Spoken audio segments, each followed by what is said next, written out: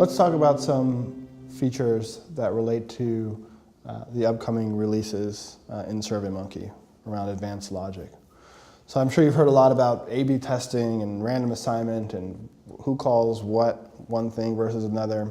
And so I'm going to shore some of that up for you today.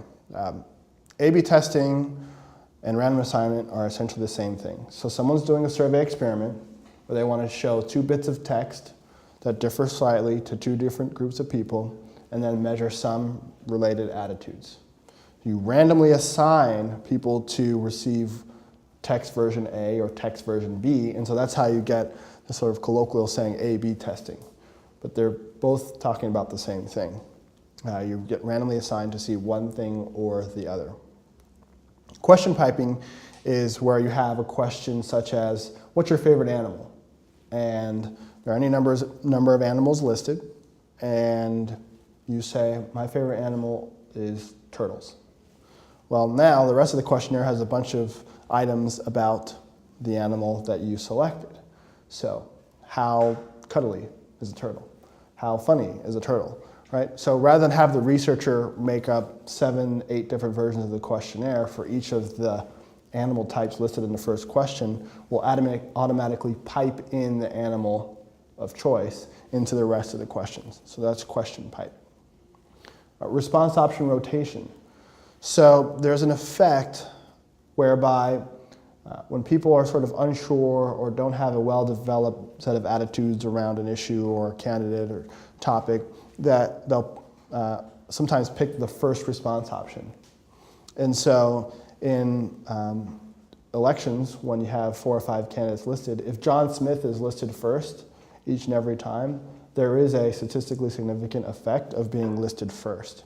And so in order to remove that advantage for John Smith, or to make it more fair for the other candidates, you would go candidate A, B, C, D, and then B, C, D, A, and then version 3 would be C, D, A, B, and so forth, right? And so that erases the order effect.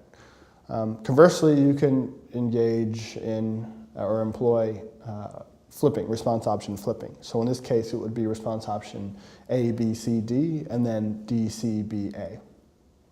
And then you simply assign an ordering to each respondent and record what order the respondent received. So you can check in the analytics stage to make sure that the flipping was distributed randomly. And again, it eliminates the bias of response option ordering. And lastly, you can do response option randomization, which means you can list the response options obviously in a random order, and that also eliminates the effect of response ordering. Skip logic is when certain questions later in the questionnaire don't apply to some people depending on the answer that they selected. And so right now in SurveyMonkey we do skipping by page, and we're changing that to become skipping by question. And so no longer does your skip question need to be the last question on a page. So you can just think of your entire questionnaire as ranging from 1 to 100, and if you just want to, people who answer response option A to question 5 will skip to question 7 without having to worry about the page. Now on the back end, what we're actually doing is creating a page that the user doesn't see and doing essentially the same thing, but it makes the process much more fluid and efficient for the survey creator.